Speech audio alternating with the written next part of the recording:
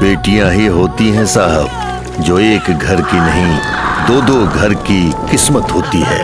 और जब उसी बेटी पर अत्याचार हो जाए तो समझो उस घर का विनाश निश्चित है।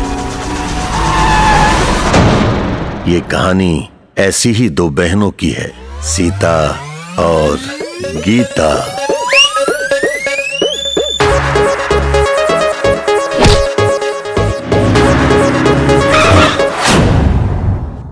दिन दहाड़े लड़की से छेड़खानी करता है वो होखे वाला दरोगा आकाश सिंह के सामने।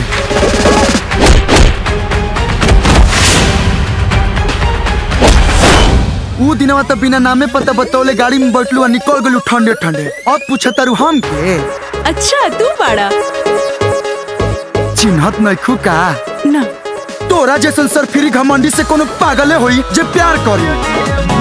अरे बुद्धू ई हमार दीदी है, सीता दीदी। हे रानी महंगाई खानी बढ़तारू, शेयर मार्केट खानी चढ़तारू।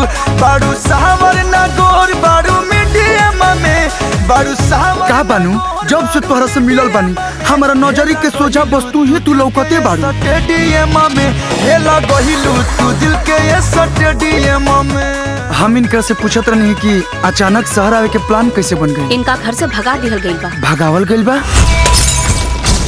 भगवान हमके कुरूप बनौले बा। बेवकूफ ना, देवी जैसन हमार दीदी, देवता जैसन मिली है हमार जीजाजी। सुंदरता तो हमारा खातिर वैसे ही हवे जैसे कोई बहुत अमीर घर में पैदा भइल लोग है और धीरे धीरे गरीब हो जाला। वाह। सुख में दुख में जिंदगी के आखिरी सांस तक हम दोनों के एक दूसरा के साथ निभावे के बा। ये का करत आड़ू दुल्हन? तू ये घर में राज करे आइल बाड़ू राज। आइजन तू हंसत आड़ू ना, ये मुस्कान ऐसा ही बरकरार रखिए। संग बाड़ा बलम मिले दिल के अलम, तो के हर पल निहारत नयनवा रहे। जब ले चमकत आकाशवा में चनवा रहे। तू कहले रहलो ना कि देवता समान मिली तोहरा के जीजाजी, तू एकदम सही कहले रहलो। हाँ। हम बहुत खुश मानी गीता। 3.5 करोड़ रुपए तक दे चुकल बाड़े हमारे बाबूजी, और वो कहता नहीं कि और मांगा। जो ना पापी के दुनिया के अदालत सजा ना देवेला ओकरा के सजा दी ना हम।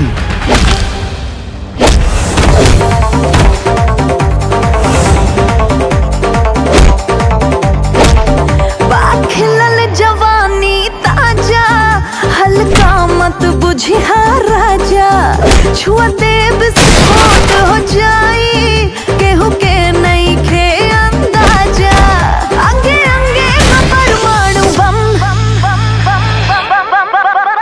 झूठी पड़ी हुस्न के सामने उ खत्म। जे भी पड़ी हुस्न के सामने उ खत्म।